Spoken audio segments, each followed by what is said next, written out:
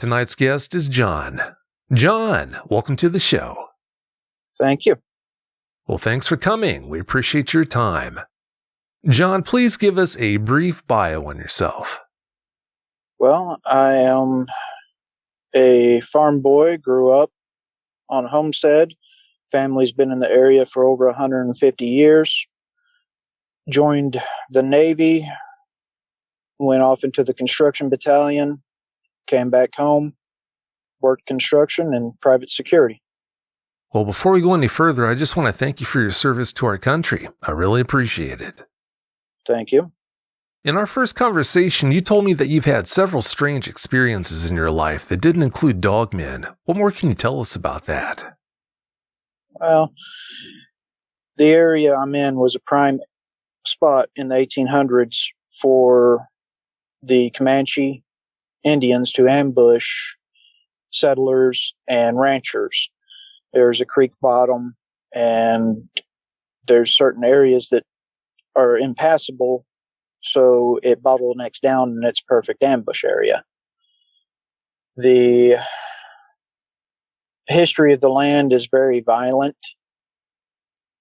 all the way up into the 1920s, which was whenever all of the attacks and a bunch of the more modern issues started to go away, including Bonnie and Clyde and a bunch of the gangsters and everything else were in the area.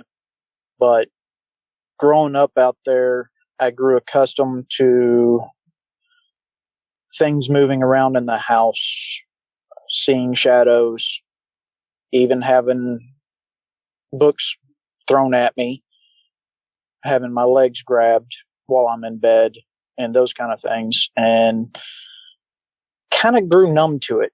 I got so used to it that it'll startle me, but it doesn't really faze me anymore. Wow, I don't know how you could ever get used to that, but I believe you if you say you've gotten kind of used to it. In fact, you told me the first time we spoke that when you were scratched last time, you told the entity, whatever it was that scratched you, something that was kind of unexpected. What did you tell it?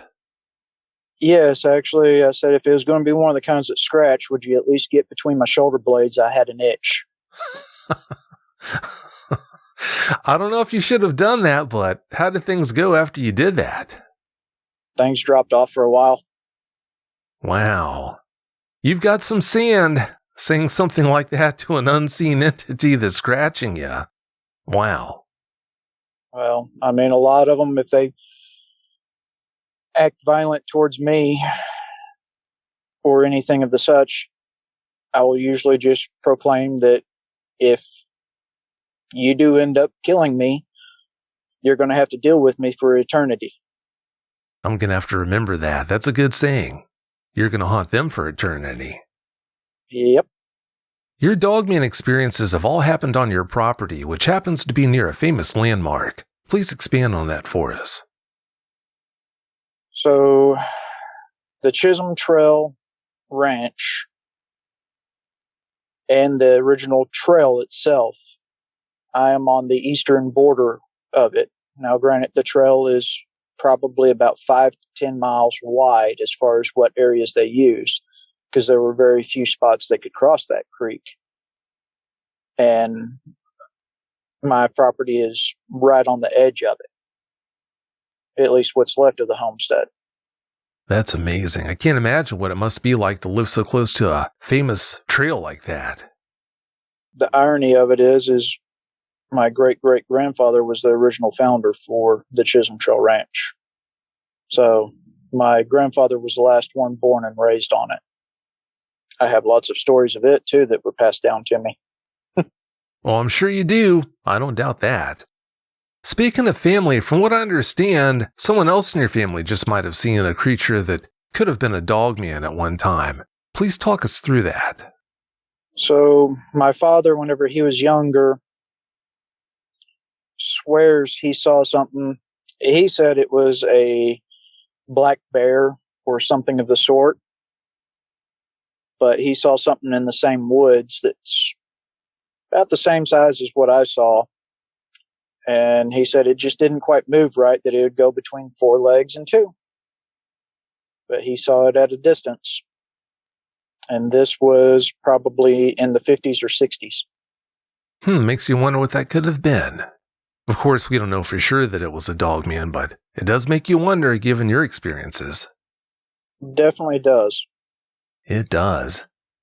Now that you told us about how close your property is to the Chisholm Trail, what more can you tell us about your property? It's mostly open with a little bit of trees along the creek line that splits the property. The surrounding acreage is mostly wooded in the creek lines with some hills. On my property, there's not much coverage. We try to keep the grass cut down low unless we're doing hay. And we keep all the brush and thickets to the creek line just to give the wildlife somewhere to go. We do hunt as far as deer and everything else go. I have clear view across a good 90% of my property. Wow, yeah, it must be really open. What kind of animals do you keep on your property, John? I have cattle, horses, chickens, rabbits, and of course our dogs. A lot of animals. How concerned are you about the safety of your animals now that you know you've got a Dogman hanging around? Fairly concerned. We have gone about putting up as many security lights and everything as we can around the house where a majority of them are. That way we can at least see at night a good perimeter. It also works good for a deterrent for people that have sticky fingers and trying to wander around out in places they shouldn't. It's a shame you have to worry about that, but yeah, it's a good idea to try and deter that. Before we get into your encounters, you had a rough time last night. Please fill us in on what happened. So I get home from work, I go to take a nap.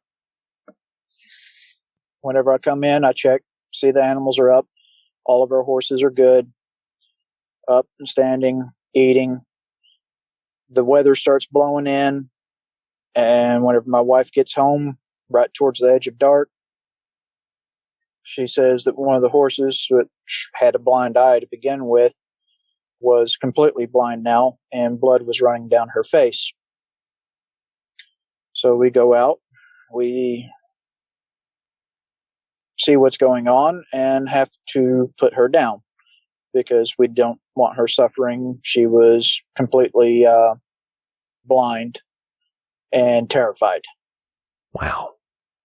So we catch up to her while I'm yelling out her name and talking to her to try to get her calmed down to where I can relieve her of her misery in the most humane way possible, where we're not worrying about her suffering overnight.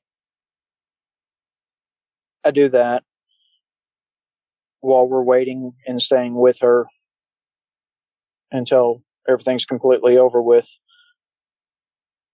Something doesn't feel right. We're close to the wooded area on the neighboring property. While my wife is there with the horse, I step off with a decent flashlight that can see fairly well. Now, granted, I'm also dealing with sleet and wind and the winter storm. I'm shining the flashlight, and I happen to see 2 eyes that are reflecting to me that are kind of a yellowish green color. I would say they are spaced out approximately 8 inches in between. And if I didn't know any better, I would have said it might have been a cow staring back at me, except for the fact that it was about 7 foot in the air. Yeah, that does narrow down the possibilities, doesn't it? When you looked at the damage to the horse's good eye, or what had been its good eye, what makes you think that that Dogman might have been responsible for doing that? I don't think that was what happened. Honestly, we just think that she might have laid down and caught it on a stick or something of that sort. There's no real good, definite idea on what could have caused it. It just looked like it had been ruptured. Wow, that's not good. As you know, the horses normally when they lay down, they're pretty cautious about not damaging their eyes. That's how they make a living, so the odds of that are pretty slim. This horse was not exactly the smartest. There were several times where whenever she is laying down, she's laying flat down, looks dead to the world, and we actually thought she was dead a couple of times. Well, as you know, if there's a groundhog hole in a pasture, a horse is going to wind up sticking its leg in there and getting hurt. Of course, mules aren't that way, but yeah, when you're talking about horses, they are pretty much injury prone, so you just might be right. Are. Especially whenever they're papered. Yeah, no doubt. All right, John, please tell us about your encounters now. Give us every last detail that comes to mind. Okay, so the first time was in November. The property that surrounds me was going through and finishing up on closing for a sale. There had been a lot of activity on that area with side-by-sides and everything else, and the surveyors running through. And that kind of led up to this, I do believe, just because it was forcing stuff out of there. And like I said, we do hunt, and I tend to try to hunt in the afternoons whenever I get home from work and go. And we usually have a very healthy population of deer to harvest. And this year, for some reason, the season was just horrible. I would see maybe 1 or 2 deer total. And I'm not entirely sure why. I attributed it to all the activity on the ranch that surrounds us. But at the same time, the dogs would act weird at night. One would kind of do a herding sound off, like a guard dog would, and everything else. That's what happened one of the nights. And living out there, we don't go anywhere without a gun, especially after dark, just because I have had to shoot coyotes that are close to the house, along with bobcats and mountain lions, several other predators that try to get to our farm animals and our pets. So outside, I hear what sounds like, it's hard to describe what the sound was. It was almost a grumble growl, and it sounded fairly close. I start looking around with a flashlight. I see an eye reflection. So I go closer to where I can get a positive identification on what it is, if it's a coyote or something else. So I know what I need to do and how to address it. I cross out of the fenced-in area for the yard and go down the hill a little ways to where it is, and happen to see an animal that looks like a black coyote or wolf, with its shoulders about 3.5 foot up, that is broadside to me. And, well, if a coyote is a shoot on sight, then I was definitely going to shoot that, just because it was probably about 3 to 4 times the size of most of the coyotes I ever see. I shoot it. I see the impact and the actual shove of the body whenever the bullet hits it. It turns to face me and then stands up on its hind legs. At this point, I'm pretty much looking at it as in, if I run, I'd die. So I stood my ground. I put 3 more shots into it, yelled out several explicit words. It kind of tilts its head, snorts at me, and then just wanders off. Me, being as curious as I was, of course, keeping a flashlight and my head on a swivel, I go to the area that it was at.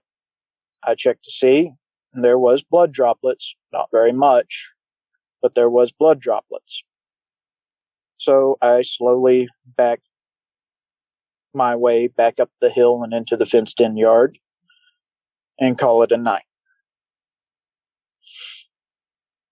So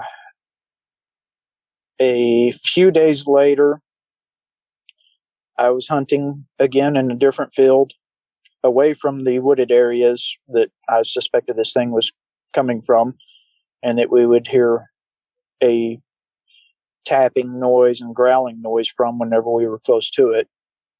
So I was in the far field from it. I'm in a stand. My wife is just coming home. She says she sees something that's big and black going on the neighbor's property around towards me. So I stay in the stand, and we're thinking, because it's close to dusk, that it's just a big dark gray deer, because it's about the height of one would be on all fours. While I'm sitting in there, I see something come out of the trees into the field that I'm in, about 200 yards away from me. And it doesn't move like a deer. It doesn't move like a dog or even a mountain lion. I thought it could have been a real dark gray mountain lion. Except for the fact that it's over there messing around for a little while. Its shoulders are about 3.5 foot tall. Its shoulders are basically on about the fourth rung of a barbed wire fence. It's moving around. It travels extremely quick across covering the ground. Then it stops, stands up on its hind legs, and looks directly at me. So I decide, okay, it's time to pack up while I still have enough light to see it coming. I pack up, I head back home. A little bit later that night, we have to go to town for something, and we're going to leave. As we're about to pass a cattle guard, I notice something is strung across the road. There's always been some rolled up barbed wire sitting next to that cattle guard, because it's always handy. You sometimes need to patch a fence, and it's handy to have some wire there. Something had deliberately taken this wire and dragged it across the road with enough coils in it that it would catch on a tire and wrap up on an axle. And if I hadn't been paying attention, I would have gotten wrapped up in it and had to try to get it unwrapped right there. I get out of the truck to go move it out of the way, and it just doesn't feel right. It feels like an ambush. It feels like I'm walking into a choke canyon and that something is watching me. My wife has the same idea. She has her pistol and is covering me. I'm out there with my pistol drawn and ready. And we happen to see a little bit of movement behind some gas pipes for a gas well. She takes a picture of it. And she takes a couple of pictures. In one of the pictures, whenever you zoom in, you can see a outline of what looks like some type of canine with its ears that are sticking up, almost like a German Shepherd with about probably a 3-inch ears, that is hiding behind all these pipes.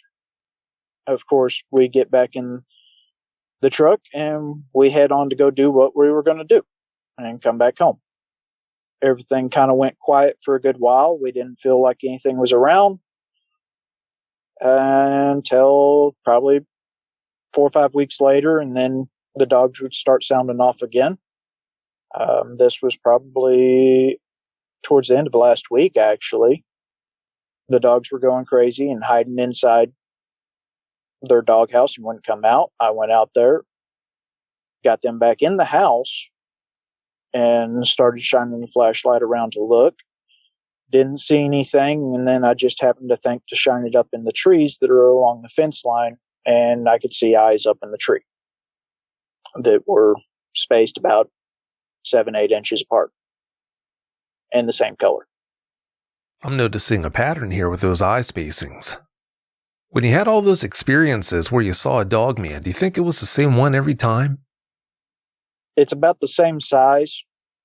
The first time whenever it stood up, it might have been same height as me, close to 6 foot tall at most. So it would be between 5 and 6 foot tall. So not very big, but it was still probably at least 250, 300 pounds.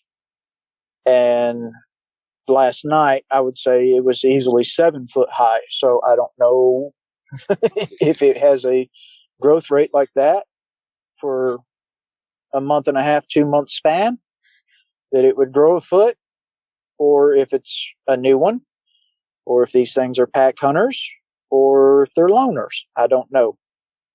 Yeah, they don't grow that fast. It is entirely possible that there's more than one of them, just because of the amount of area there is and the decline of wildlife that we've had. And there is a person that leases the ranch that is next to us, and he has lost about 2 cows. Yeah, wouldn't be surprised if you do have more than one hanging around. Now that you shot that one, are you worried about reciprocity, or do you think they don't worry about things like revenge? I honestly think now they're more curious about me because I didn't run screaming. I think they're studying me and seeing if I have a weakness that they can exploit or catch me off guard. Well, it goes without saying, I sure hope that doesn't happen. For any of the listeners who have a problem with you shooting that dogman, even though you thought it was a huge coyote, what would you say to them about that? Being a farmer, having livestock, anytime there is a predator, you shoot it. Because it threatens your life, your lifestyle, and your livelihood. Some of those animals that are ours are pets more so than livestock. I do not have children, do not care to have children. My animals are my children to me.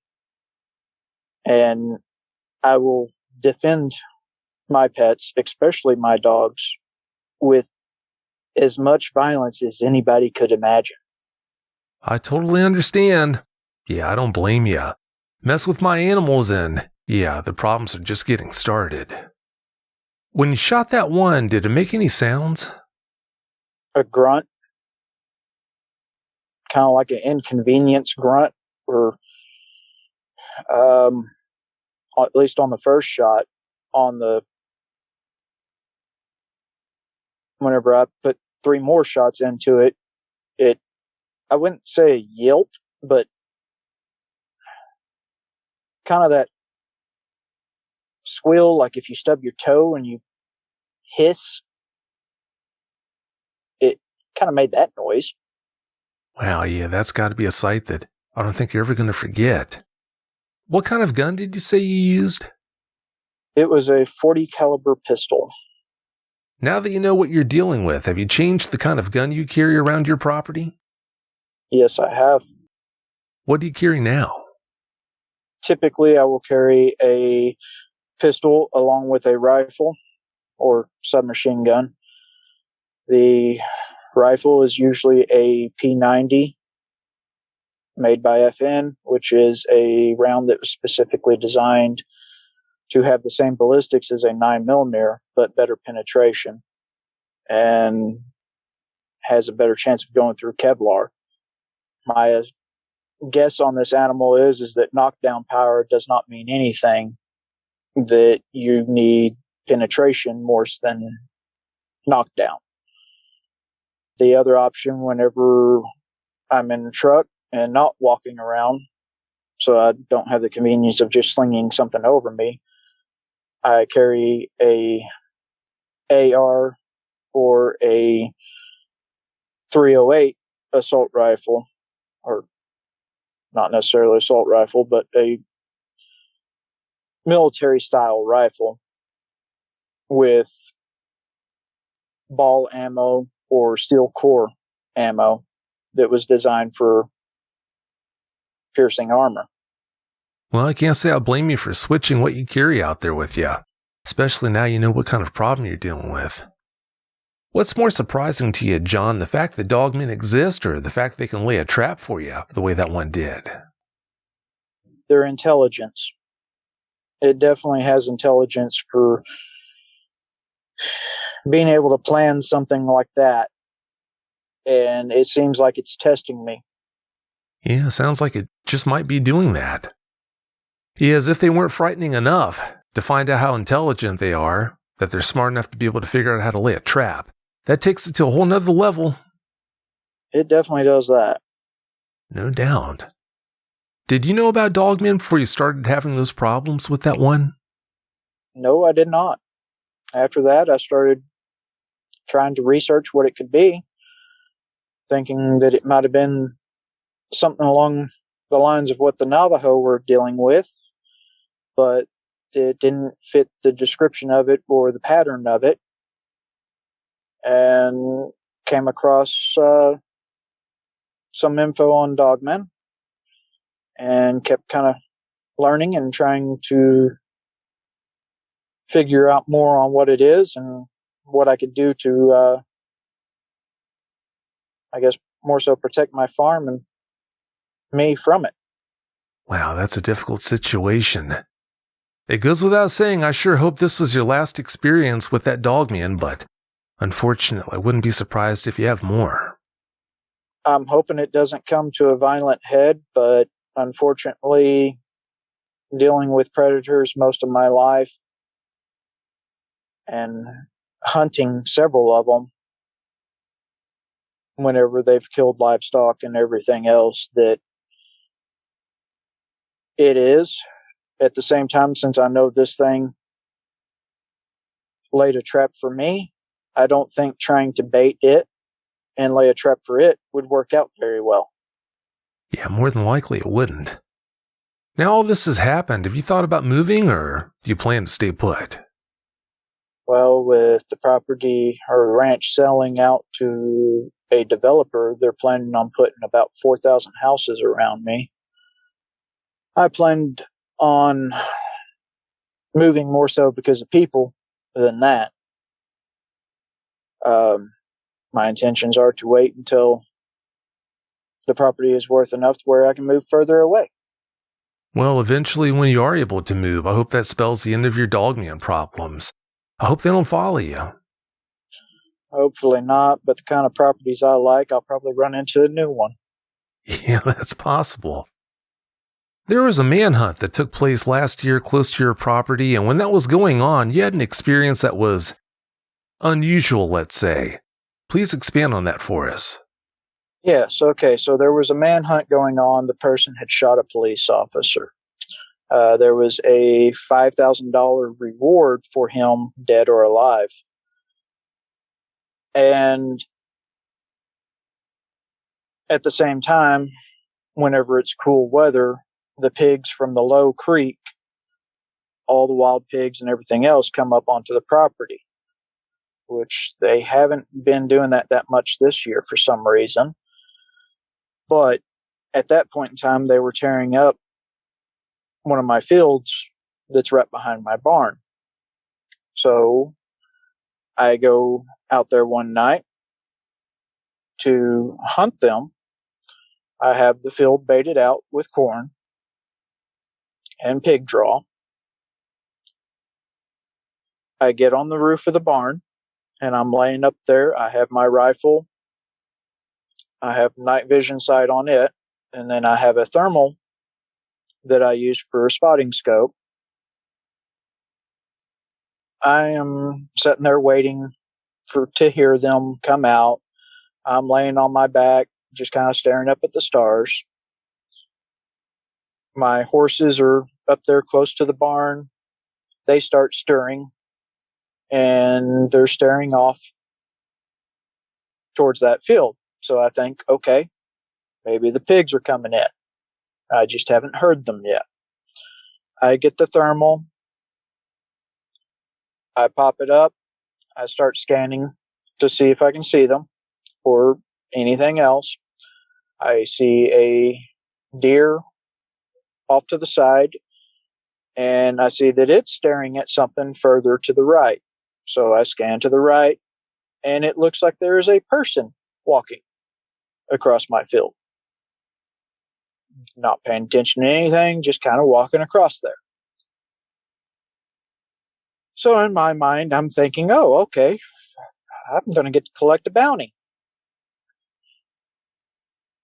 I pull the rifle up so that I can kind of get a clearer side of it with the night vision instead of the thermal, and I don't see it. I think, okay, did he see me move? What's going on here? Did he duck down in the tall grass where I can't see him? So I switch back to the thermal. No, it's still there. It's still walking.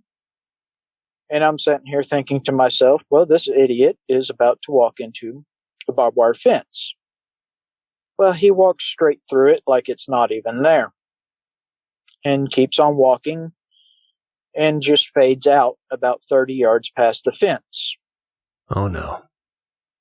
At this point, I'm thinking, I have seen this movie. It's going to pop up behind me. I'm going to bed. So I gather up my stuff, I climb off the roof, and I go in the house and go to bed. Can't say I blame you for turning in after seeing something like that. Like I said, all kinds of stuff that happens out there. It sure sounds like it. You have repressed memories about seeing strange creatures at night when you were a kid. What more can you tell us about that? So I remember seeing something that looked like a big black dog that was easily the size of a cow or a little bit bigger. And it usually ran in packs of 3 to 4. Most of the time I saw them in 3. Whenever the fourth one was around, it was kind of a grayish color, a black and gray. They were smooth coat, not long fur. Those I never felt threatened by. I almost felt like it was that I was not their prey or that they were not there for me. And almost like they would be like a rather large guard dog to me. The things that I can't quite remember perfectly, I remember seeing them. They moved extremely fast. They were on 2 legs. They would run. And every so often I would catch sight of them just outside of the security light where it was bright under that. They'd be running across a yard, or you'd catch sight of them right at dusk. And there might be 1 or 2. But the best description of them is they were maybe 3 to 4 foot tall, kind of wide set, dark hair, and probably closer to fur. Their face was flat with obviously very sharp teeth. The movie Critters, the little nasty things that would roll around in balls and everything else, they looked like a large version of that, but just didn't roll into a ball and roll around. These things would move around on that. I don't know what it could have been, if it could have been something along the lines of related to Bigfoot, but just shorter, or what it was. I have no idea. Saw them a few times growing up. And like I said, a lot of it, I tried to push it out of my memory for the longest time. Because they seemed pure evil. You said you thought they might have been a kind of Sasquatch. What kind of leg structure did they have, though? From what I could tell, it was like a regular human. Like you...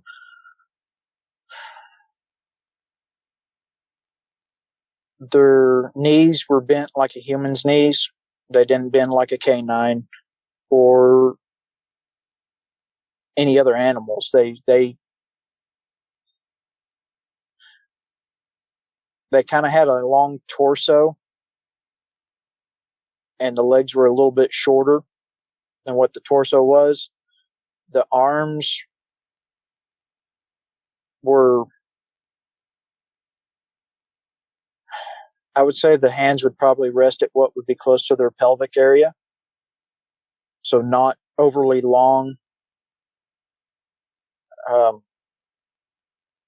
They had a very foul smell to them, almost like just rotten decay.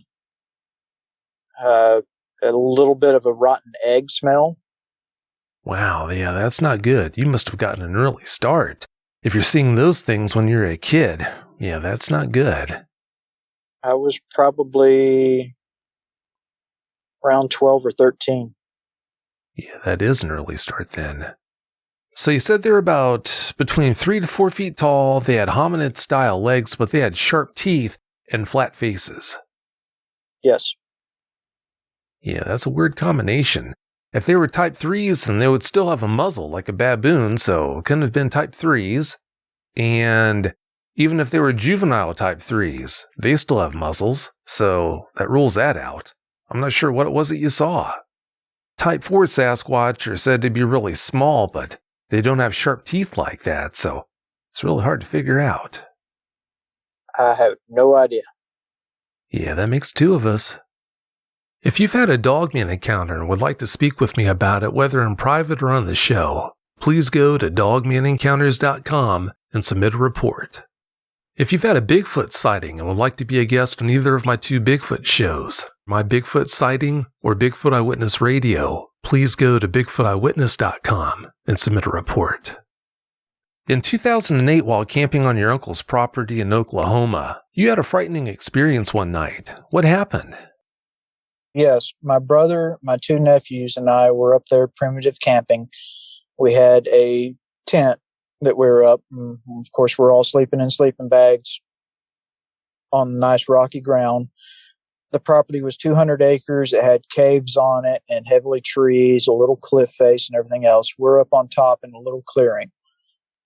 We had a little fire out there and had even cooked out there on top of a grill that night. We were in bed or in the tent sleeping. I woke up because I heard something moving around outside, thinking that it was an animal, a raccoon, coyote, something along those lines, and it was sniffing. You could hear it actively sniffing like a dog or a bear or something was trying to smell out something. About that time, I see a nose print start on the tent right by my head. It actually pushed its snout into the tent a ways, pushing the tent in. It was probably about 3 inches around, so it was definitely not a coyote. I'm guessing black bear at the time.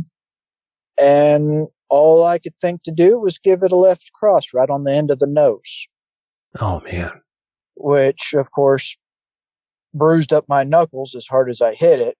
And whatever it was, scrambled backwards, sounded like it fell over backwards and rolled around, snarling and sneezing and making all kinds of noise, and then it takes off running through to the woods. Did not get a good sight of it or anything else. Next morning, whenever we finally did get out, because, of course, all this commotion did finally wake my brother up. He asked me what happened, and I told him I just punched a bear in the nose. He calls me an idiot. And is terrified the rest of the night, stays up. I go back to sleep. Whenever we get up the next morning, we go outside, and you can see where something scrambled around. The tracks were not clear, but they were probably, if I had to guess, it looked like it was both on all fours and also on 2 legs, which a black bear could do. Not to say that it wasn't something else, but I have no idea. I could not see it. All I know is I punched it in the nose. Did you guys have any food in your tent that night or anything else like that that might have attracted a bear? No, the food was in the truck. We had it in a cooler, and it was inside of the cabin of the truck. And, of course, the windows were up and everything was locked. That's strange. Can you remember if you might have spilled or rubbed any food on that spot of the tent where it pressed its muzzle? No. Like I said, that was up towards where our heads were. And just because of predators, raccoons, and everything else, we try not to have any food inside there. Sure does make you wonder. Everything in the woods isn't a Dogman, of course, but it really does make you wonder if it was a bear, what drew it in. No telling. Could have been just curious. Yeah, that's possible. We did cook our dinner over the campfire outside, so that might have drew it in, but I don't know for sure. Yeah, it's possible if it was a bear, it just smelled the food on your clothes, so it's hard to say. Yeah, that's more than likely what it was. The idea has been proposed that Dogman eyewitnesses are just confused about what they saw. The idea is that eyewitnesses either saw a man in a werewolf suit or a Sasquatch and just misidentified what they saw. What are your thoughts on that? My line of work, I'm trained to be very observant to details. And there's not very many things that I know of on a common level that would handle a direct center mass shot from a .40 caliber pistol, especially using a defense load. That round has taken down plenty of wild pigs and coyotes with my use. I cannot say that I have ever seen a Sasquatch to my knowledge. The thing that I saw was definitely not a human unless he was wearing some heavy Kevlar underneath his costume. So I really don't know. Even if it was a man in a suit with Kevlar on, that doesn't preclude the chance that you would have taken a headshot. What then for that person? It wouldn't have survived it, and I did do 2 to the chest, 1 to the head. Military training. What kind of leg structure did it have, did you see? Very much canine. Well, yeah, that also precludes the chance it could have been a man in a suit. Correct. Who would have thought it? Well, it's about time for us to get out of here, John, but before we do you have any closing comments you'd like to share? No, not really. That's all right. You're a man of few words. No problem with that. John, I want to thank you so much for coming on and sharing those experiences with us. I hope this spells the end of them, but like I told you earlier, I really wouldn't be surprised if more yet to come. But having said that, like I said, I really appreciate you coming on. Thank you for inviting me on. You know you're welcome. Thanks again so much. Have a great night.